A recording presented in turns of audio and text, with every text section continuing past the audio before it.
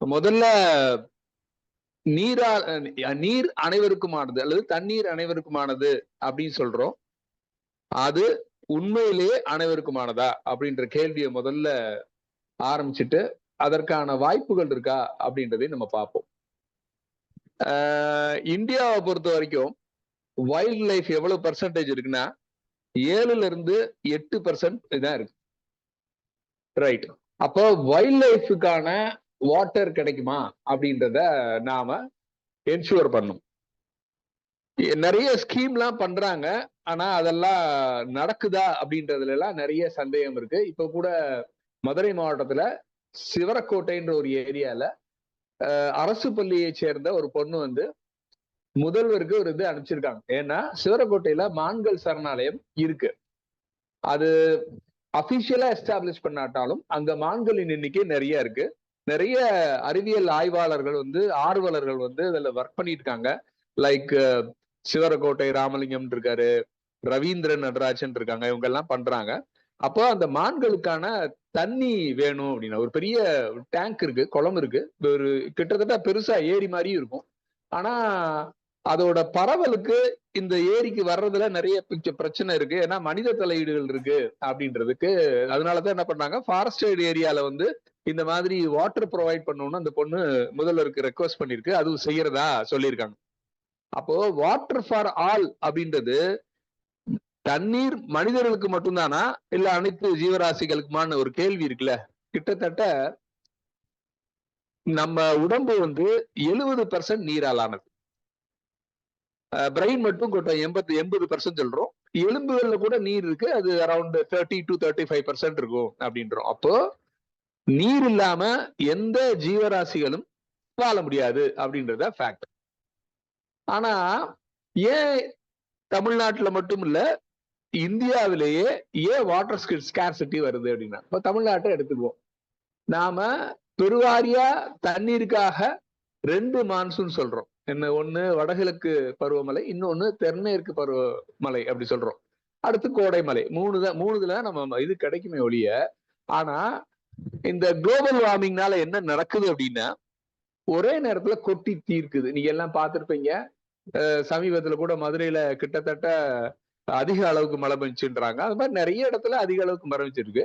ஆனா வெட்லேண்ட்ஸ் எவ்வளவு இருக்கு? வெட்லேண்ட்ஸோட பரப்பு, அதாவது ஈரநிலங்கள் சொல்றோம். ஈரநிலங்கள் தான் அந்த வாட்டர் ரிசீவ் பண்ணும். ஈரநிலங்களை நம்ம என்ன சொல்றோம்னா சிறுநீரகம், பூமியின் சிறுநீரகம் சொல்றோம். எத? வெட்லேண்ட்ஸ். அப்போ நம்ம ப்ராஜெக்ட் எல்லாம் பண்ணும்போது அவங்க என்ன பண்ணலாம்னா மேப்பிங் வெட்லேண்ட்ஸ் அப்படின்ற லோக்கல்ல பண்றதுக்கான வாய்ப்புகள்லாம் நிறைய இருக்கு. இப்போ நீங்க ஒன்னு ஆர்ஓ பிளான்ட் இருக்கு, இன்னொன்னு என்ன சொல்றோம் அப்படின்னா டீசலைனேஷன் பிளான்ட் அப்படின்றோம். இப்ப சென்னையை பொறுத்த வரைக்கும் ஆர்ஓ பிளான்ட் எங்க இருக்குன்னா மீஞ்சூர்ல இருக்கு. அதே மாதிரி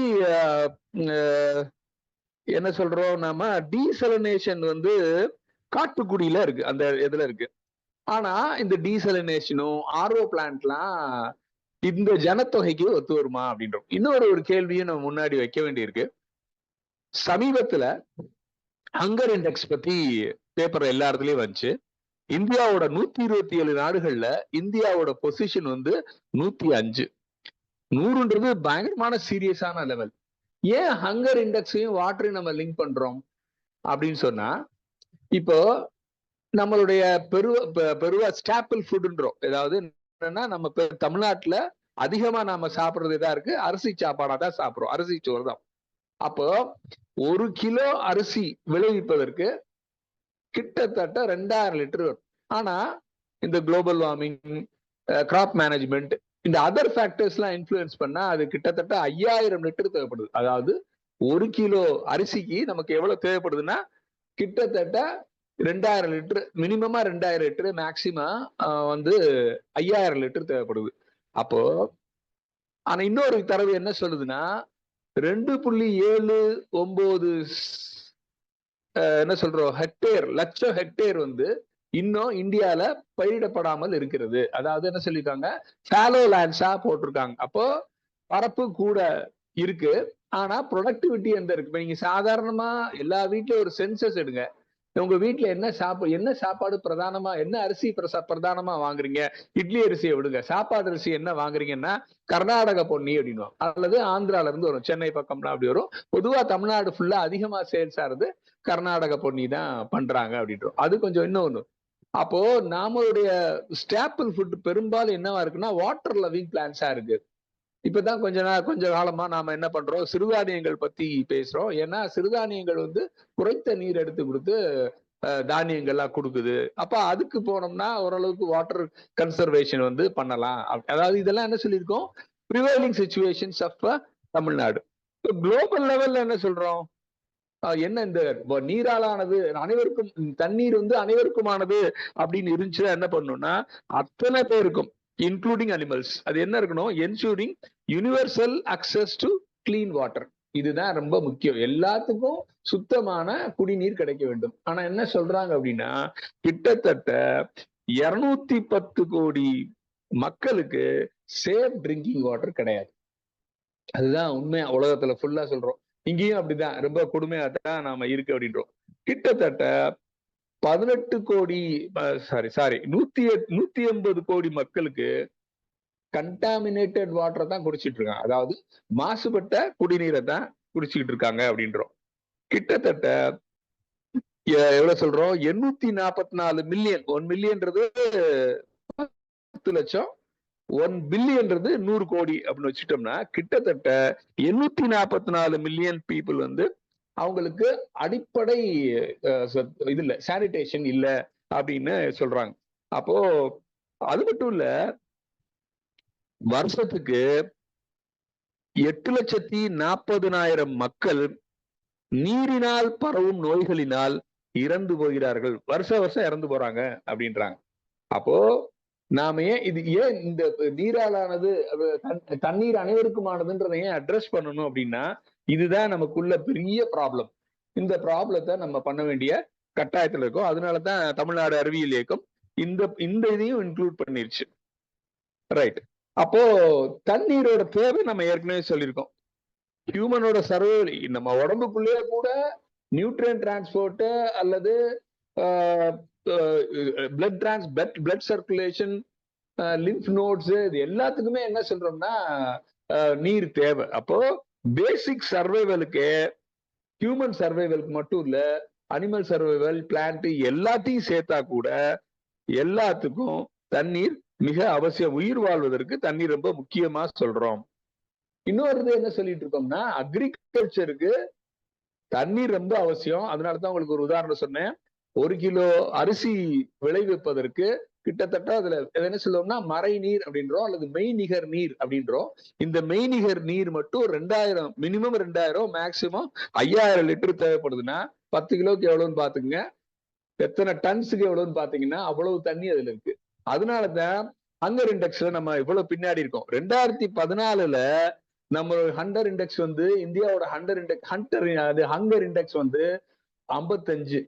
இந்த 10 வருஷத்துல 105 கூடியிருக்கு. அதாவது 50 பாயிண்ட் வந்து இதாயிருச்சு. அப்பதான் சீரியஸா நம்ம வந்து கவனிக்க வேண்டியிருக்கு. நிறைய ஜல் ஜீவன் மிஷன் என்னென்னமோ சொல்றாங்க. இப்ப கூட எத்தனாயிரம் கோடியில வந்து இது ஆரம்பிச்சிருக்காங்க, ப்ராஜெக்ட்ஸ் எல்லாம் ஆரம்பிச்சிட்டு இருக்காங்க அப்படின்றாங்க. அந்த ப்ராஜெக்ட்ஸ் எல்லாம் எந்த அளவுக்கு இருக்கு அப்படின்றதெல்லாம் நமக்கு இன்னும் தெரியல. இன்னொரு பெரிய புள்ளிவரம் என்ன சொல்லுதுன்னா விழுப்புரத்துலதான் கிரவுண்ட் வாட்டர் அதிகமா, வெல் வாட்டர், அதாவது கிணத்து நீரை அதிகமா பாசனத்துக்கு செலவழிக்கிற ஒரு மாவட்டமா விழுப்புரம் மாவட்டமா சொல்றாங்க. நீங்க காவேரியில கூட என்ன சொல்றாங்கன்னா தஞ்சாவூர் டெல்டால கூட என்ன சொல்றாங்கன்னா காவேரி தண்ணியிலிருந்து பண்றதை விட, விவசாயம் பண்றதை விட அவங்களும் என்ன பண்றாங்கன்னா கிரவுண்ட் வாட்டரை தான் நம்பி இருக்காங்க அப்படின்னா. கிட்டத்தட்ட 70% வந்து டெல்டா விவசாயிகள் ஆழ்துளை கிணறுகள்ல இருந்து தண்ணி எடுத்து பயன்படுத்துறாங்க. அப்போ இந்த கண்டிஷன்ஸ் வந்து ரொம்ப கொடுமையா போகுது. இப்ப சமீபத்துல என்ன சொல்லிட்டு இருக்காங்க அப்படின்னா இந்த மாசு கூட என்ன பண்ணுது, டயபெட்டிக் எல்லாம் வருது அப்படின்ற ரிப்போர்ட் எல்லாம் இப்ப இன்னைக்கு டயபெட்டிக் டே, அதுல எல்லாம் சொல்ல ஆரம்பிச்சாங்க. அப்போ மல்டிபிள் வேஸ்ல நமக்கு மிகப்பெரிய அச்சுறுத்தலை இது பண்ணிட்டு இருக்கோம். அதுல பெரிய அச்சுறுத்தல் இப்ப கூட COP29 நடந்துச்சு. பெருசாலாம் பெரிய மாற்றம் இருக்கிற மாதிரி தெரியல.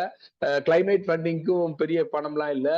இன்னும் இப்ப ட்ரம்ப் எல்லாம் வந்துட்டாருன்னா அது என்ன நடக்கும்ன்ற இதெல்லாம் தெரியல. மிகப்பெரிய அச்சுறுத்தல் நமக்கு வந்திருக்கு. நான் முதல்ல தண்ணீருக்கான யுத்தம் கொச்சாபம்பா ரிவர்ல பொலிவியால நடந்துச்சு. இப்பெல்லாம் வராதுன்னாங்க. கொரோனா புண்ணியத்துல கொஞ்சம் கிரவுண்ட் வாட்டர் வந்து ரீச் ஆயிருச்சு. அதுக்கப்புறம் இன்னொன்னு என்ன சொல்றாங்க அப்படின்னா, குடிமராமத்து இதுல வந்து கொஞ்சம் கிரவுண்ட் வாட்டர் ரீச் ஆறதா சொல்றாங்க. நிறைய நபார்டோட உதவியில பண்ணை குட்டைகள் நிறைய இருந்தனால அதுல கொஞ்சம் ரீசார்ஜ் ஆயிருக்காங்கன்னா, ஆனா இன்னும் எத்தனை காலத்தில் அப்படின்றோம். இன்னொரு பெரிய குறையா என்ன சொல்றாங்கன்னா, இந்த ஆறுகள் குளங்கள்லாம் இருக்கு பாத்தீங்களா, கிட்டத்தட்ட என்ன பண்றாங்க, 17,000 மேல வந்து நீர்நிலைகள் இருந்துச்சு, அதெல்லாம் இல்லைன்றாங்க. உங்களுக்கு தெரியும் சன் ஃபார்மா வந்து வேடந்தாங்கல் பேர்ட் சாங்சுவரியில அந்த கோர் பஃபர் ஜோன் விடாம கோர் ஏரியா அவங்க வச்சிருக்காங்க அப்படின்றாங்க. அப்போ சுருங்கி போயிட்டு இருக்கு. அதுவும் இன்னொன்னு என்ன சொல்லிருக்கோம், வெட்லேண்ட் பேர்ட்ஸ். நீங்க இந்த ப்ராஜெக்ட் பண்ணும்போது இதெல்லாம் பண்ணிக்கலாம். அப்ப நீர்ப்புல பறவைகள் இருக்குல்ல, இந்த வெட்லேண்ட் பேர்ட்ஸோட சர்வைவல் வந்து இப்ப கம்மியா இருக்குன்றாங்க. இப்ப கூட ஆர்னித்தாலஜிஸ்ட் என்ன சொல்றாங்கன்னா, எப்பயுமே பிளமிங்கோ வந்துட்டு போயிடும் அப்படின்னாங்க. இந்த வட்டம் அப்படியே நிறைய நாள் இருக்கு அப்படின்றாங்க. இதுக்கான ரீசன் என்ன அப்படின்ற நிறைய. அப்போ தமிழ்நாட்டை பொறுத்த மட்டும் இல்ல, மற்ற இந்தியாவிலே என்ன சொல்றாங்கன்னா, இந்த பேசிக் ரிசர்ச்ல ஈடுபடக்கூடிய சயின்டிஸ்டோட எண்ணிக்கை வெகுவாக குறைந்து விட்டது. அப்ப சுற்றுச்சூழலை அவதானிக்கிறது இல்லது அக்வாட்டிக் என்விரான்மெண்ட். நீங்க இன்னொரு முக்கியமான விஷயத்த புரிஞ்சுக்கணும். என்ன புரிஞ்சுக்கணும்னா, ஹைட்ரோலாஜிக்கல் இன்ஜினியர்ஸ் தான் இருப்பாங்க. ஆனா ஹைட்ரோபயாலஜிக்கல் இன்ஜினியர்னு இது வரைக்கும் எந்த இதுலயுமே போஸ்டே கிரியேட் பண்ணல. இப்ப நீங்க யூஎஸ்லாம் இது பண்ணீங்கன்னா, எந்த குளமா இருந்தாலும் சரி, எந்த ஏரியா இருந்தாலும் சரி, எந்த ஆறோ ஸ்ட்ரீமோ எதுவாக இருந்தாலும் சரி, பீரியாடிக்கலா அவங்க வந்து சீசனல் இன்ஃபுளுன்ஸ் பார்ப்பாங்க. அதோட ஃப்ளோ மற்ற பிசிக்கோ கெமிக்கல் பேராமீட்டர்ஸ் பூரா ரெக்கார்ட் பண்ணிக்கிட்டே இருப்பாங்க. அப்படி ரெக்கார்ட் பண்ணிட்டாங்கன்னா அந்த பேஸ் பண்ணி அவங்க நிலையை சொல்ல முடியும். ஆனா நம்ம இதுல இன்னும் எத்தனை ஏரிகள் குளங்கள்னு சரியா வரையறுக்கப்படலை. அது பழையதா தான் இருக்கு. இப்ப பார்த்தோம்னா நிறைய குளங்களோ ஏரிகள் எல்லாம் காணும். இப்ப நீங்க மதுரையில எடுத்துட்டீங்கன்னா முக்கியமான அரசு அலுவலகங்கள் எதுல இருக்குன்னா அந்த ஏரியில தான் இருக்கு. ஹைகோர்ட் உட்பட தல்லாகுளம்ன்றது, தல்லாகுளத்துல குளத்தையே நீங்க பார்க்க முடியாது. செல்லூர்கமா இருக்கு, ஆனா சர்ஃபேஸ் ரொம்ப குறைஞ்சிருச்சு. வண்டியூரை பாத்தீங்கன்னா அங்க ஹாஸ்பிட்டல் வேஸ்ட்லாம் பண்றாங்கன்னு Madurai Kamaraj university scholars research பண்ணும்போது அவங்களுக்கு ஹாஸ்பிட்டல் நிர்வாகமே பிடிச்சு வச்சிருச்சுன்னாங்க. பெரிய பெரிய பிறகுதான் மீட்டாங்க. அப்ப அந்த மாதிரி இடத்துல பண்ணவே முடியல. சன் ஃபார்மா தான் எல்லாத்துக்கும் உச்சமா இருந்தது. அப்போ இதெல்லாம் ஆராய்ச்சிகள் பண்றதுக்கு தடை இருக்கு. முதல்ல ஆராய்ச்சிகள்ல இன்ட்ரெஸ்ட் இல்ல. அதுக்கப்புறம் அப்படி இருந்தாலும் சார்ந்த இடங்களுக்கு போய் தகவல் சேகரிக்க முடியுமா என்பதுல பெரிய பிரச்சனை இருக்கு அப்படின்றாங்க. அப்போ ஃபுட் ப்ரொடக்ஷனும் பிரச்சனை ஆகுது அப்படின்றாங்க. அது மட்டும் இல்ல, இண்டஸ்ட்ரீஸ் டெவலப்மெண்ட், எக்கனாமிக் டெவலப்மெண்ட்டும் தண்ணியை நம்பிதான் இருக்கு. இங்க இருந்தாலும் 20% சொன்னால், ஆனா நீங்க மாசு அந்த அந்த டேட்டா வேற. எதா இருந்தாலும் சரி, ஒரு கார் தொழிற்சாலையா இருந்தாலும் சரி, ஒரு கார் உற்பத்திக்கு ஒளிஞ்சிருக்கிற மழை நீர் வந்து 8,000 லிட்டருக்கு மேலன்றாங்க. இன்னொன்னு பெரிய, இப்ப கூட சமீபத்துல பேப்பர்ல எல்லாம் பார்த்திருப்பீங்க, தாமிரபரணியில இருந்து தான் அக்வாஃபினான்ற ஒரு கம்பெனி வந்து பாட்டில்டு வாட்டர் இது பண்ணுது. அங்க எடுக்க தண்ணி, அதனால மாசுக்கள் அதெல்லாம் பண்றாங்க. அந்த 1 லிட்டர் தண்ணிக்கு எவ்வளவு லிட்டர் செலவாகும்னா 8 லிட்டர் செலவாகும் அப்படின்றாங்க. ஒண்ணும் இல்ல, நாம காமனா யூஸ் பண்ணிட்டு இருக்க A4 பேப்பர், இந்த A4 பேப்பர்ல 40 லிட்டர் மழை நீர் இருக்குன்றாங்க. அப்போ விர்ச்சுவல் வாட்டரையும் நம்ம மெய்நிகர் நீரையும் விர்ச்சுவல் வாட்டரையும் நம்ம பண்ண வேண்டியிருக்கு. ஏன்னா ஒரு நெல் உற்பத்தியா இருந்தாலும் சரி, இப்ப எத்தனை அரிசி கடத்தல் அப்படின்னு சொல்லி பார்த்தா கூட அதுக்கு பின்னாடி நீரா கடத்தப்படல, ஆனா அதுல இருக்க ஒளிஞ்சிருக்க நீர் வந்து கடத்தப்படுது அப்படின்றோம். இத்தனை ப்ராப்ளத்தை நம்ம அட்ரஸ் பண்ண வேண்டிய மிகப்பெரிய கட்டாயத்துல இருக்கும். அதனாலதான் அது எக்கனாமிக் இதா இருக்கு. அப்ப இங்க என்ன பண்றாங்க, அதே கூட என்ன பண்றாங்க, தாமிரபரணிக்காரனுக்கு 20 ரூபா, ஆனா கேரளால அது 12 ரூபாயாம். என்ன பாருங்க, அவன் ஸ்டேக் ஹோல்டருக்கே கிடைக்காத பெரிய பிரச்சனையா இருக்கு. அங்கேயே வந்து என்ன சொல்லியிருக்கோம், திருநெல்வேலின்னு சொல்லும் போதே என்ன சொல்லியிருக்கோம், நெல் அதிகமா உற்பத்தி பண்ற இடம்னு சொல்றோம். ஆனா அங்கேயே இப்ப என்ன ஆகுதுன்னா ப்ரொடக்டிவிட்டி குறைஞ்சிருச்சு அப்படின்ற இன்னொரு தரவையும் நாம பாக்குறோம்.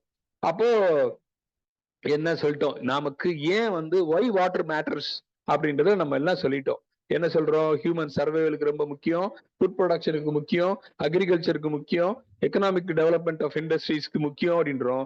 அதே மாதிரி ரொம்ப முக்கியமா ஈகோ சிஸ்டத்துக்கும் பயோடைவர்சிட்டிக்கும் ரொம்ப முக்கியம்ன்றோம்.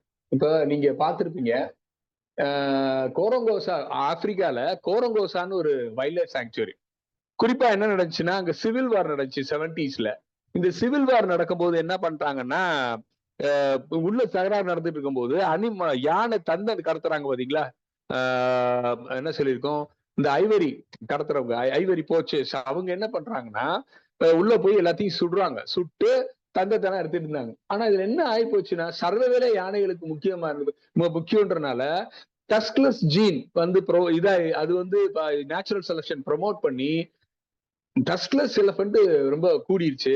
இதை கம்பேர் பண்ணும்போது டஸ்க்டு எலிஃபண்ட்டை விட தந்தம் இல்லாத இது வந்து ப்ரொமோட் பண்ணுது, நேச்சுரல் செலக்ஷன் ஒரு இது பண்றாங்க. ஏன் யானை வந்து ஒரு பேருயிர் அல்லது நம்ம ஒரு கீஸ்டோன் ஸ்பீசிஸ், அம்பர்லா ஸ்பீசிஸ் சொல்றோம்னா, யானை தான் வந்து சின்ன மேமல்ஸ், காட்டுல வாழக்கூடிய சின்ன மேமல்ஸ்க்கு பாதையை ஒதுக்குற யானை பாதை தான் ரொம்ப முக்கியம். ஃபாரஸ்ட்ல வந்து யானை பாதை என்னெல்லாம் புஷ் அடர்த்தியா மண்டி போச்சுன்னா மொபிலிட்டியே ரொம்ப பிரச்சனையாயிரும். அப்ப யானை அது ரொம்ப முக்கியம். இப்ப அந்த இதுல கோரங்காசால பண்ணும்போது அது எவ்வளவு, அது யானை சாணத்துல இருந்து எவ்வளவு பிளான்ட் இருக்குன்னா கண்டுபிடிச்சாங்க. அதெல்லாம் வந்து சீக்வன்ஸ் பண்ணாங்க. அது மட்டும் இல்ல, ஃபாரஸ்ட் பரவலுக்கே யானை முக்கியம். அதுல ரொம்ப முக்கியமானது என்னன்னா, யானையோட தந்தம் எதுக்கு பயன்படுது அப்படின்னா, அது நீர்நிலைகளை அடையாளம் காணும். அடையாளம் காணிட்டு மட்டும் இல்ல, அந்த மாதிரியான வெட்லேண்ட்ஸ்ல என்ன பண்ணும்னா தந்தத்தை வச்சு தோண்டி அதுல இருந்து ஊத்து, அதை கரெக்டா ஐடென்டிஃபை பண்றது யானைகள் தான். இந்த யானைகள் தாகம் தீர்த்தது மட்டும் ஆகாது, அது விட்டுட்டு போன அந்த மிச்ச தண்ணீர் பார்த்தீங்களா ஊறிட்டு இருக்கும்ல, அது ஸ்மால் மேமல்ஸ் வந்து எல்லாமே, குரங்குகள்ல இருந்து எல்லாமே அதை தான் யூட்டிலைஸ் பண்ணும். ஆனா இப்ப இப்ப எப்படி மாறிட்டு இருக்க மனித தலையீடுனால எப்படி வாட்டர் ஈகோசிஸ்டம், அக்வாட்டிக் ஈகோசிஸ்டம் பாதிக்கப்பட்டது. இப்ப நீங்க கொடைக்கானல்லாம் போனீங்கன்னு வச்சுக்கீங்களேன், நாங்க அந்த அக்வாட்டிக் என்டமாலஜில ஒர்க் பண்றோம். அப்படி ஒர்க் பண்ணும்போது கொடைக்கானல்ல ரெண்டாங்கரைன்னு, நீங்க காமக்காப்பட்டி தாண்டி கொஞ்சம் ஒரு 10 கிலோமீட்டருக்குள்ள ரெண்டாங்கரைன்னு வரும், அங்க ஸ்ட்ரீம் வந்துட்டு இருந்துச்சு. ஆனா அங்க நாங்க இன்செக்ட்ஸ் எல்லாம் ஐடென்டிஃபை பண்ணிருக்கோம். குறிப்பா இபிடி காம்ப்ளெக்ஸ் சொல்லக்கூடிய எஃபிமெராப்டரா, பிளிகாப்டரா, ட்ரைகாப்டரான்னு சொல்லக்கூடிய இந்த இன்செக்ட் வந்து இருக்கும். அதுதான் ஒரு ஸ்ட்ரீமோட பிரிஸ்டினிட்டி, சுத்தமா இருக்கா இல்லையான்னு அதை வச்சே சொல்ல. நீங்க லேபுக்கு கொண்டு வந்து வாட்டர் டெஸ்ட் பண்ணணும்னு அவசியம் இல்லை. ஏன்னா அவங்க எல்லாம் என்ன சொல்றோம்னா பயாலஜிக்கல் இண்டிகேட்டர்ஸ் அப்படின்றோம். இந்த பயாலஜிக்கல் இண்டிகேட்டர்ஸ் அந்த இடத்துல இப்ப இல்லவே இல்லை. நீங்க மேல போனீங்கன்னா ஊத்த தாண்டி தான் நம்ம பாடணும். ரொம்ப கரெக்டா சொல்லணும்னா சில்வர் கேஸ்கேடோட டவுன் ஸ்ட்ரீம்ஸ்ல தண்ணி எல்லாம் பார்க்கலாம், அங்க பூச்சிகள் இருக்கும். ஆனா அங்க என்ன பூச்சி அதிகமா இருக்கு அப்படின்னா சைமூலியம் சொல்லிட்டு ஒரு வெக்டார் ஸ்பீசிஸ் இருக்கு. அதுதான் இப்போ ஆயிரக்கணக்கில் நீங்க பாத்தீங்கன்னா தெரியும், ஆயிரக்கணக்குல லட்சக்கணக்குல ஒரு ஸ்கொயர் மீட்டர்ல நீங்க அள்ளிடலாம். ஆனா அதெல்லாம் என்ன சொல்லியிருக்குன்னா பொல்யூஷன் இண்டிகேட்டர். எப்படி இபிடி காம்ப்ளெக்ஸ் வந்து நல்ல தண்ணி இருக்கிறத காமிக்குமோ, அது வந்து வேகமாதான் ஒரு டொரன்சியல் ரிவர்ல தான் இருக்கும். அதுல சைமூலிய பொல்யூட்டட் கண்டிஷனால அது இருக்கு. அப்படி இருந்தா அந்த தண்ணீர் வந்து சுத்தமான தண்ணீர் இல்லைன்றோம். அங்கேயே அப்படின்னா குளங்கள்ல என்ன ஆகுது, யூட்ரோபிகேஷன் ஒரு பெரிய கான்செப்ட் வருது. சாக்கடை தண்ணி எல்லாம் பண்ணும், ஆர்கானிக் பேஸ உள்ள கொண்டு வரனால ஆல்கல் ப்ளூமிங்ஸ் ஆல்கல் ப்ளூமிங் அப்படின்றோம், அது யூட்ரோபிகேஷன் சொல்றோம். அப்ப என்ன பண்ணும், சர்ஃபேஸ் வாட்டர் பூரா அந்த ஆல்காக்கள் இது பண்ணிடுச்சுன்னா சூரிய ஒளி வந்து பெனிட்ரேட் ஆகி உள்ள போகாது. அப்ப அக்வாட்டிக் மேக்ரோஃபைட்ஸ் சர்வேல் இருக்காது. இந்த அக்வாட்டிக் மேக்ரோஃபைட்ஸ் அல்லது மேல இருந்து விழுகிற இலைகள்லாம் இருக்கு பாத்தீங்களா, அது மக்கி சின்ன சின்ன எஃபிஓஎம்மா சிபிஓஎம்மா மாறணும். அப்படி மாறாம இருந்துச்சுன்னா, அப்படி மாறாம இந்த எஃபிஓஎம் சிபிஓஎம் கிடைக்கலைன்னா மிதவ உயிர்களுக்கு உணவு இருக்காது. இதுல இன்னொரு என்ன பிரச்சனை அப்படின்றாங்கன்னா, நம்ம 80கள்ல இருந்து பிளாஸ்டிக் யூஸ் பண்றோம். இந்த பிளாஸ்டிக் சிதைஞ்சு மைக்ரோ பிளாஸ்டிக் இருந்தது, இப்ப நானோ பிளாஸ்டிக்ஸா மாறிடுச்சு. இப்ப இந்த குளங்கள்லயே என்ன பண்ணும், டாஃப்னியாக்கள்லாம் என்ன பண்ணும், டாஃப்னியா மாதிரி விதவை உயிர்கள்லாம் என்ன பண்ணும்னா இந்த சின்ன துகள்கள் ஃபைன் பர்டிகுலேட் ஆர்கானிக் மேட்டர் அல்லது கோர்ஸ் பர்டிகுலேட் ஆர்கானிக் மேட்டர், இது கொஞ்சம் அளவுல பெருசு, அது சின்னது. இப்ப இந்த டாஃப்னியா வந்து அது ஆர்கானிக் மெட்டீரியல் சாப்பிட போகும்போது இந்த நானோ பிளாஸ்டிக்ஸ் வந்து என்ன ஆகுதுன்னா அடைச்சிக்கிறது. சைட்டோஸ்டோம் சொல்லுவோம், வாய் மவுத்து நம்ம அதை சொல்லுவோம். இருந்தாலும் ரொம்ப கரெக்டா சொன்னா ஒரு ஓரல் ஓப்பனிங் அது உள்ளதான் சாப்பிடும். அப்படி சாப்பிடும் போது என்ன ஆகுதுன்னா சோக்குடு, அந்த நானோ பிளாஸ்டிக் வந்து என்ன பண்ணுது, சிக்கிக்குது, தொண்டையில சிக்கிட்டு அதால உணவு எடுக்க முடியாது. அது உணவு எடுக்கலைன்னா என்ன நடக்கும் அப்படின்னா, இந்த மிதவை உயிர்களை நம்பிதான் சின்ன சின்ன பூச்சிகள் இருக்கும், இந்த பூச்சிகளுக்கு உணவு கிடைக்காது. இந்த சின்ன சின்ன பூச்சிகள் நம்பிதான் பெரிய பூச்சிகள் இருக்கும், அதுக்கும் உணவு கிடைக்காம போயிடும். அதை நம்பிதான் சின்ன மீன்கள் இருக்கும், சின்ன மீன்கள் நம்பிதான் பெரிய மீன்கள் இருக்கும். அப்போ ஒரு ஈகோ சிஸ்டமே ஸ்டன் ஆயிரும். ஒண்ணு யூட்ரோபிகேஷனால அந்த பாண்ட் அழிஞ்சு போயிடலாம், அல்லது இந்த மாதிரியான நானோ பிளாஸ்டிக்ஸ் மூலமா அதோட இருப்பே இது பண்ணி. இப்ப வைகை ரிவர்லாம் எடுத்துக்கங்க, இதிகாசத்துல இருந்து என்ன சொல்றாங்க, வருஷம் பூரா ஓடாத ஒரு ஆறு வைகை ரிவர்னு சொல்றாங்க. இந்த வைகை அணை 3 மாசம் தான் ஓடும். 3 மாசம் 4 மாசம். இப்ப எல்லாம் என்ன, இப்ப கூட ரீசெண்டா ரெக்கார்ட் பண்ணிருக்காங்க. மூல வைகையில இப்ப நீரூற்று ஃபாரஸ்ட்ல உருவார நீரூற்றுகள்ல இருந்து கலெக்ட் ஆகி ஓரளவுக்கு மழை பெய்யாம இருந்தா கூட இப்ப தண்ணி வரத்து அதிகமா இருக்கு அப்படின்றாங்க. இப்படி அப்போ இயற்கை சூழலை சிதைத்தாலும் வாட்டரோட லெவல் வந்து ரொம்ப பிரச்சனையா இருக்கு. இது பண்ணிருக்கு. அப்ப என்ன பண்ணணும், இப்ப 2024 இப்ப இப்படின்னா 2030 என்ன ஆகும்? ஹங்கர் இண்டெக்ஸ்ல 105வது இடத்துல இருந்தோம்னா என்ன நடக்க போகுது? எங்க 55 எங்க இருக்கு? 2014ல 2024ல 105 இடம் இருக்குன்னா நாம் எதை நோக்கி போகிறோம்? பொதுவா நாம என்ன சொல்றோம், நாம வந்து அடுத்த தலைமுறையோட வந்து கடன் வாங்கி இருக்கிறோம்ன்றோம். இந்த வளங்களை பூரா கடன் வாங்கிட்டு இருக்கோம். இன்னொரு ஃபேக்ட் என்ன சொல்றாங்கன்னா, இந்த ரீதியில் நாம வந்து கன்சியூம் பண்ணோம்னா, இந்த இயற்கை வளங்களை கன்சியூம் பண்ணோம்னா என்ன நடக்கும் அப்படின்னா, இந்த பூமி நமக்கு பத்தாது, இந்த பூமிக்கு நிகரான இன்னொன்னு வேணும் அப்படின்னு சொல்றாங்க. அதுல நிறைய அந்த ஸ்பேஸ் மிஷன்லாம் டிவிவி சொல்லியிருப்பாரு. அதெல்லாம் அந்த பாலிடிக்ஸ் எல்லாம் நான் உள்ளுக்குள்ள போல. ஆனா இந்த ரிசோர்சஸ் வந்து டிப்ளீட் ஆயிட்டே இருக்கு. ரிசோர்ஸ் டிப்ளீஷன் வந்து பெரிய பிரச்சனை. அதுலயும் குறிப்பா என்ன பண்றோம்னா, இந்த நீர்ப்புல பறவைகளோட இதெல்லாம் ரொம்ப கம்மியாகுது. அது மட்டும் இல்ல, ஃபிஷ்ஷோட பாப்புலர். ஏன்னா நமக்கு அதிகமான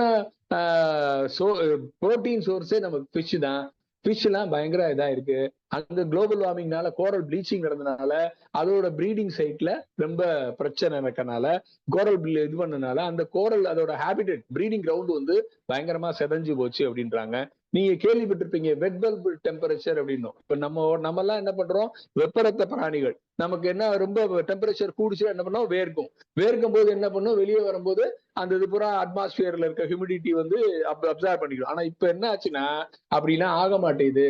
ஏன்னா அட்மாஸ்பியர் ஹியூமிடிட்டி வந்து ரொம்ப சேச்சுரேட் ஆயிருது அப்படின்றாங்க. அப்போ இன்னும் வந்து வெட் பல்ப் டெம்பரேச்சர்ன்ற கான்செப்ட்ல இது பண்ணும்போது ஹியூமிடிட்டி ரேஞ்ச்ல ரொம்ப அபாயகரமா இருக்கு அப்படின்றாங்க. இதுவும் ஒன் வே ஆர் அதர் எவாபரேஷன்ல இருந்து மற்ற எல்லா காரணத்துக்கும் இது. ஏன்னா நீராவியே என்ன சொல்றாங்க, சமயத்துல குளோபல் வார்மிங்க இது பண்ணுன்றாங்க. அப்போ அந்த ஒரு இப்ப நீங்க எல்லாருமே ஆசிரியர்கள் அல்லது கைட் டீச்சர்ஸா இருக்கிற பட்சத்துல இந்த மாதிரி புரிதலை வச்சு அதுல இருந்து அவங்க ப்ராஜெக்ட் பண்ணலாம். இப்ப நீங்க என்ன சொல்ற, ஒரு கிராமத்திலயோ அல்லது ஒரு நகர்ப்புற பகுதியிலயோ 20-30 வருஷத்துக்கு முன்னாடி எவ்வளவு வாட்டர் பாடி இருந்துச்சு நீங்க கேட்டா சொல்லுவாங்க. டோபோ ஷீட் எல்லாம் வச்சிருப்பாங்க.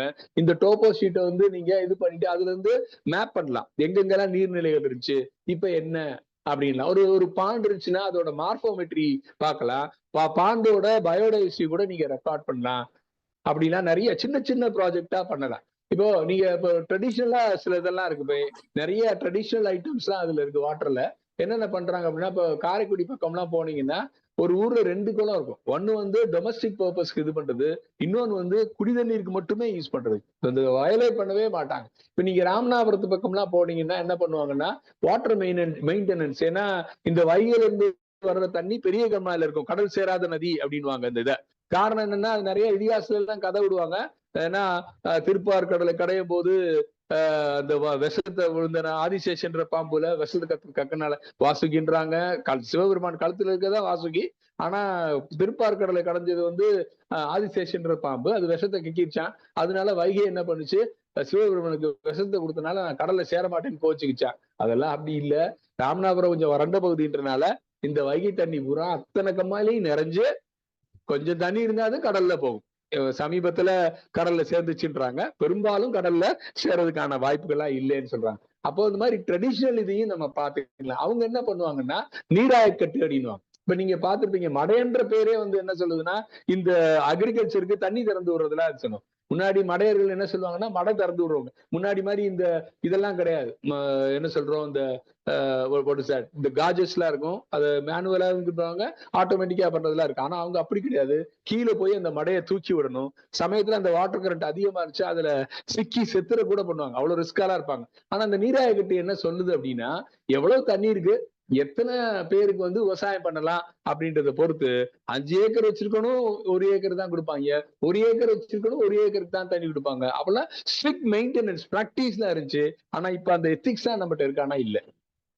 அப்படிதானே? நீங்க பார்த்திருப்பீங்க, நடுத்தர மக்களும் அல்லது அவங்க கீழே என்ன சொல்றோம், lower middle class, upper middle class இந்த அப்பர் மிடில் கிளாஸ் கூட காசு கொடுத்து வாங்கிடுவான், லோவர் மிடில் கிளாஸும் அது கீழே இருக்கவங்களும் இந்த தண்ணியை எப்படி வாங்க முடியும்? இப்ப யோசிச்சு பாருங்க, ஒரு குடம் தண்ணி எவ்வளவு விலை ஆயிப்போச்சு.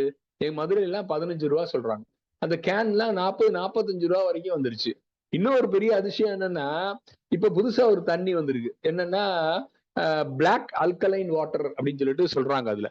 ஏன்னா கட் பாக்டீரியாவை என்ஹான்ஸ் பண்ணுதான், இம்யூனிட்டியை என்ஹான்ஸ் பண்ணுதான்.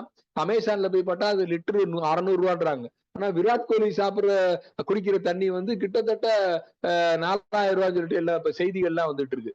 இவ அஃபோர்ட் பண்ண முடியுமா? இன்னைக்கு 15 ரூபா ஒரு குடம் தண்ணின்றது பின்னாடி இந்த குடம் தண்ணின்றது ஆர்வ மாதிரி தெரியல. ஏன்னா பொடி போட்டுறாங்க, அந்த டேஸ்ட் வர்றதுக்கு அவங்க பொடிதான் போடுறாங்களே ஒழிய. இன்னொன்னு என்ன பண்றாங்கன்னா, இந்த மாதிரி யூஸ் பண்ற பர்ச்சேஸ் பண்ணி வாங்கி யூஸ் பண்றதுல வந்து ஹியூமன் இம்யூனிட்டி ரொம்ப குறையுது அப்படின்லாம் தரவுகள் சொல்லுது. அப்ப இந்த ஒரு சூழல்ல நம்ம என்ன பண்ண போறோம்? அது மட்டும் இல்ல, ஐக்கிய நாடுகள் சபை என்ன பண்ணிருக்காங்க அப்படின்னா, சஸ்டைனபிள் டெவலப்மெண்டல் கோல்ஸ் அப்படின்னு ஒரு 17 கோல்ஸ் இது பண்ணிருக்காங்க.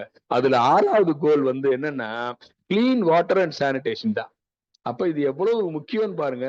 அப்போ universal access to safe water எல்லாத்துக்கும் இருக்கா? எல்லா மக்களுக்குமான சுகாதாரமான குடிநீர் நமக்கு கிடைக்குதா அப்படின்றது என்ன இருக்கும். அதே மாதிரி sanitation and hygiene for all அது கிடைச்சிருக்கா அப்படின்ற இன்னொரு கேள்வியும் இருக்கு. அதுக்கப்புறம் எப்படி ரெஸ்டோர் பண்றது, வாட்டர் ரெஸ்டோரேஷனுக்கு நாம என்ன திட்டங்கள் வச்சிருக்கோம், அதை நம்ம இது பண்றோமா, ஈகோ சிஸ்டத்துக்கு எந்த அளவுக்கு இது பங்களிக்குது அப்படின்ற ரோல் இருக்கானா? இல்ல, நிறைய இது அழிஞ்சு போச்சு அப்படின்றாங்க. அதுதான் பெரிய காரணம்னு சொல்றாங்க. இத்தனை சிறு நீர்நிலைகள் நிறைய அழிஞ்சு போனதுக்கான காரணம் வாட்டர் கேட்ச்மெண்ட் ஏரியாவே போதுமான பரப்பில் இல்லை, ஆனால் மக்கள் தொகை மட்டும் கூடிக்கொண்டே போகிறது. அதற்கான அந்த ஒரு சஸ்டைனபிலிட்டியை நம்ம ரீச் பண்ணவே இல்லை அப்படின்றோம். இதுதான் நமக்கு உள்ள. அப்ப நீங்க என்ன பாத்தீங்க, இது சஸ்டைனபிள் டெவலப்மெண்ட் கோல்ஸ் இது ரொம்ப முக்கியமானதுக்கு நிச்சயமா இது சார்ந்து நம்ம ஆராய்ச்சி பண்ண வேண்டிய அவசியம் இருக்கு அப்படின்றோம். அப்போ நம்மளோட இன்னொரு பெரிய தலையாய ரோல் என்னன்னா, இன்வெஸ்ட் இன் வாட்டர் இன்ஃப்ராஸ்ட்ரக்சர்.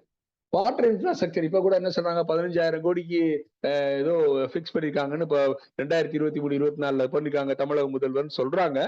அது எந்த அளவுக்கு எக்ஸிக்யூட் ஆயிருக்குன்றதெல்லாம் நம்ம கேட்க வேண்டியிருக்கு.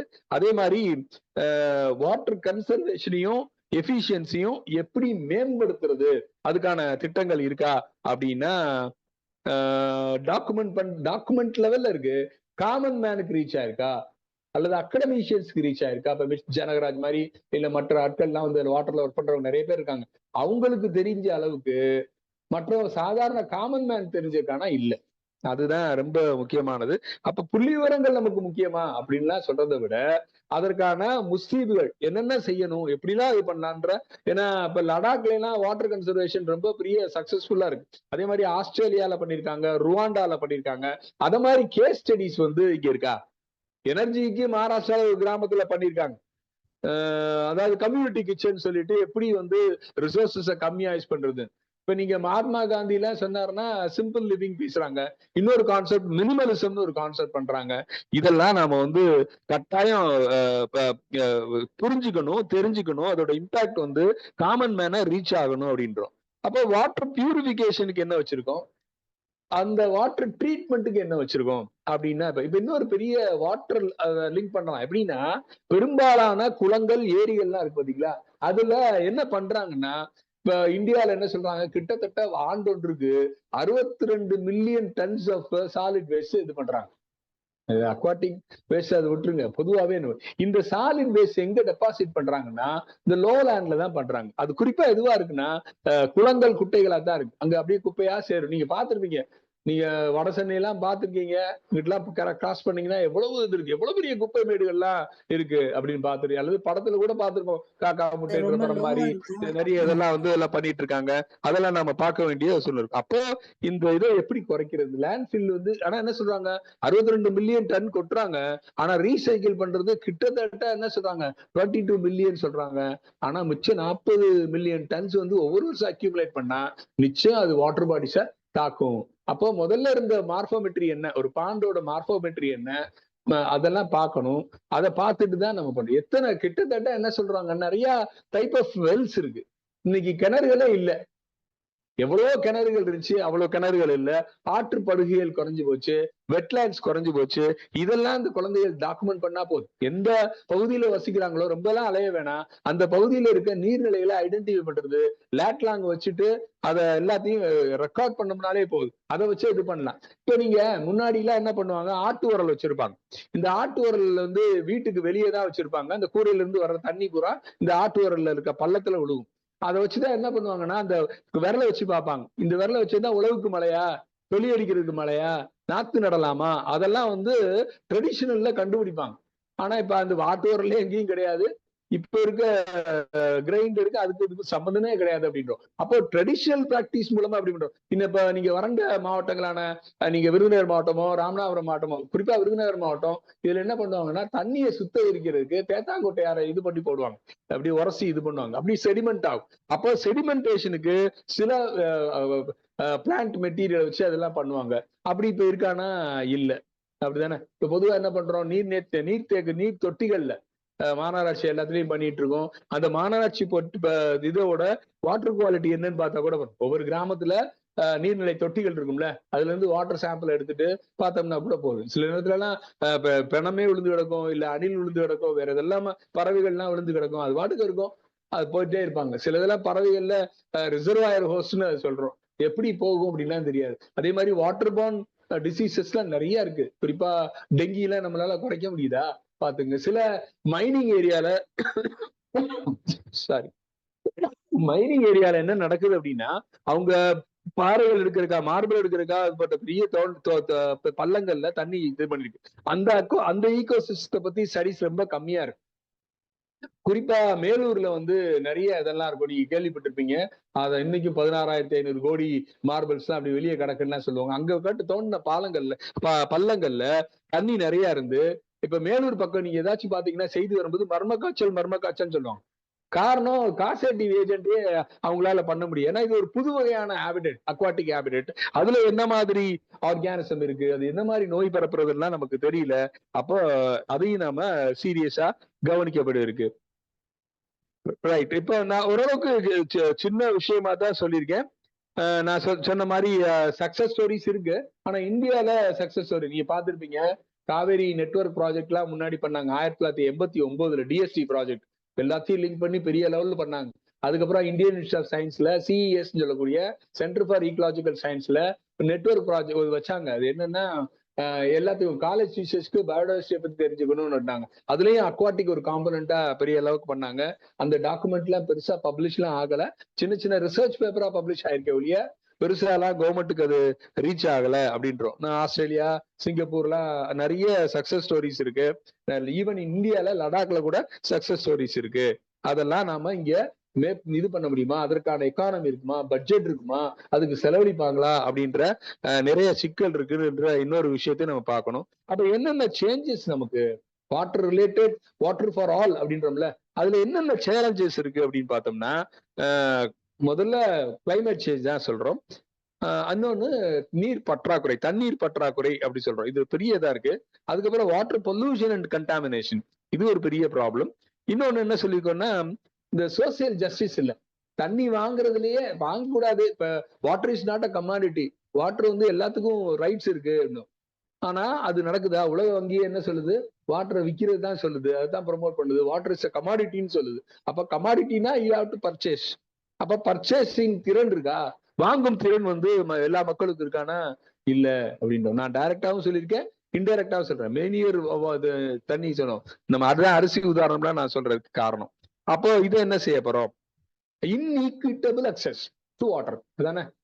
இப்ப எந்த பணக்காரனாலும் நீச்சல் குளம் வச்சு வீட்டு கட்டிருக்கான்ல, அவன் ரோட்டுக்கு வந்து எனக்கு தண்ணி வேணும்னு சொல்லியிருக்கானா? நிச்சயமா இல்லை. ஒரு குடம் தண்ணிக்கும் 2 குடம் தண்ணிக்கும் அல்லாடுற ஜனங்கள் இன்னும் நிறைய பேர் இருக்காங்க. அதெல்லாம் ப்ராப்பராலாம் நம்ம அட்ரஸ் பண்ணல. அவங்க இது பேருக்கு பேப்பர்ல மட்டும் இந்த தண்ணீருக்காக சாலை மறியல்னு வரும், அது ஈஸியா நம்ம கடந்து போயிடுறோம். ஆனா அவங்க படுற பிரச்சனையை நம்ம இது பண்றோமா? தண்ணீர்னு ஒரு படம் முன்னாடியே கோமல் சுவாமிநாதன் எழுதின ஒரு கதைக்கு பாலச்சந்தர் எடுத்திருந்தாரு. அது இனிமேல்லாம் காமன் இதாக போகுது அப்படின்றத இன்னொரு கொடுமையான சேலஞ்சா இருக்க போகுது. அடுத்து என்ன சொல்றோம்னா, ஃபண்டிங். இந்த நீர் சார்ந்து இன்வெஸ்ட் பண்ணக்கூடிய இன்ஃப்ராஸ்ட்ரக்சருக்கு இப்ப நாங்க ஒரு பூட்டான்ல போகும்போது ஒரு ரிவர் இருந்துச்சு. அதுக்கு மேல் ரிவர் ஃபீமேல் ரிவர் அவங்க கலாச்சாரத்துல பண்றாங்க. அந்த பேங்க் அந்த ரிவர் பேங்க்ல ஒரு பெரிய ஸ்கூல் இருக்கு. அந்த ஸ்கூல் என்ன பண்றாங்கன்னா அந்த ஏரியால குறிப்பிட்ட கிலோமீட்டர்ஸ்க்கு தத்தெடுத்துக்கிறாங்க. தத்தெடுத்து பண்ணலாம். இப்ப நீங்க ஆர்ஜே பாலாஜி கூட சொன்னாரு, நீங்க இந்த ப்ராஜெக்ட் சொல்லிட்டு பிளான்னு சொல்லிட்டு எங்கேயோ எழுதி வாங்கி ப்ராஜெக்ட் சப்மிட் பண்றீங்க. அதுக்கு பதிலா இந்த பசங்க பூரா பக்கத்துல இருக்க நீர்நிலைகளை அடாப்ட் பண்ணலாம். அது குளமா இருக்கலாம், ஏரியா இருக்கலாம். அதுல ஃபுல்லா அடாப்ட் பண்ணிட்டு நாங்க இவ்வளவுக்கு அளவுக்கு ரெஸ்டோர் பண்ணிருக்கோம் அப்படின்னு ஒரு ரிப்போர்ட் கொடுத்தாங்கன்னா ஒரு நேரத்துல இது பண்ணிடும். அதுக்கு தான் நம்ம என்ன சொல்லிக்கோ 100 நாள் வேலை திட்டம்லாம் இருக்கும். 100 நாள் வேலை திட்டங்கள்லாம் அந்த கிராமத்துல தான் அவங்க பண்றாங்க. அதை பார்க்கலாம். 100 நாள் வேலை திட்டத்துல இந்த வாட்டர் கன்சர்வேஷனை அல்லது வாட்டர் இன்ஃப்ராஸ்ட்ரக்சரை கூட்டியிருக்காங்களா, அது மூலமா கிரவுண்ட் வாட்டர் கூடி இருக்கா, பண்ணை குட்டைகள்லாம் ஆரம்பிச்சிருக்காங்களா, மரம் நட்டு இருக்காங்களா, எப்படின்ற ப்ரொடக்டிவா அந்த இதுக்கு பதில அதுக்கு பதில கெனால் வச்சிருக்காங்களா, அதாவது பெரிய நீர்நிலைக்கும் பாசனத்துக்கும் பெரிய கெனால் வச்சிருக்காங்களா, அதெல்லாம் தோண்டிருக்காங்களா 100 நாள் வேலை திட்டத்துல. அந்த இம்பாக்டையும் நம்ம படிக்க வேண்டிய ஒரு கட்டாயத்துல இருக்கோம். அதெல்லாம் அந்த குழந்தைகள் தான் பண்ண முடியும். இயல்பா சும்மா அங்க ஊர் மக்களை சந்திச்சு இது வரைக்கும் எவ்வளவு இன்வெஸ்ட் பண்ணிருக்கீங்க இந்த வாட்டர் மேனேஜ்மெண்ட்டுக்கு, இதனால என்ன கிடைச்சிருக்கு, இந்த விவசாய பரப்பு கூடி இருக்கா, எல்லாத்துக்கும் தண்ணி கிடைச்சிருக்கா, எல்லாத்துக்கும் சுத்தமானது இருக்கான்றதை என்ஷூர் பண்ண முடியும்னா நிச்சயமா பண்ண முடியும். இது குழந்தைகளால தான் முடியும்ன்றனால சொல்றோம்.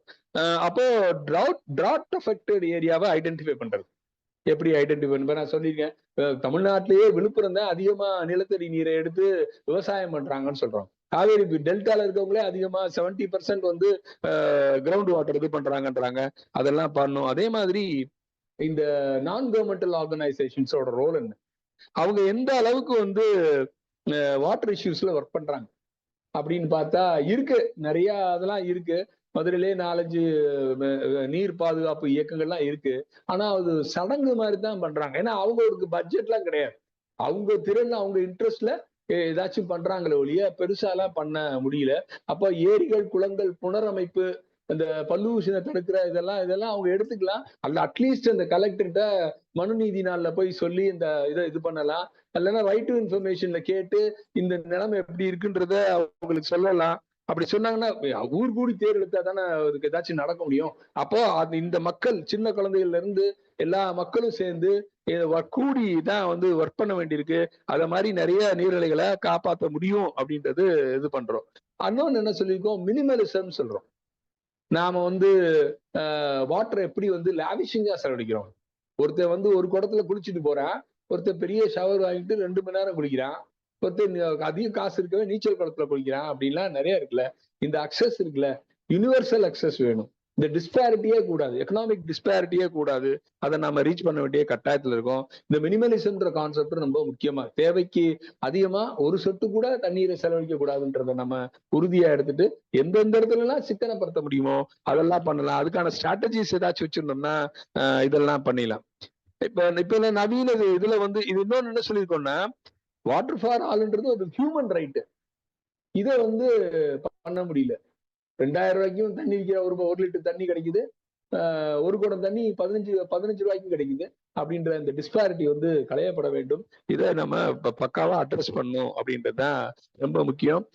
வாட்டர் இஸ் ஹியூமன் ரைட்டு, அதை நம்ம விடவே கூடாதுன்றத சொல்லிட்டு இந்த பிரசன்டேஷனை இந்த அளவுக்கு முடிச்சிடுறேன். கேள்விகள் இருந்தா கேட்கலாம். நன்றி.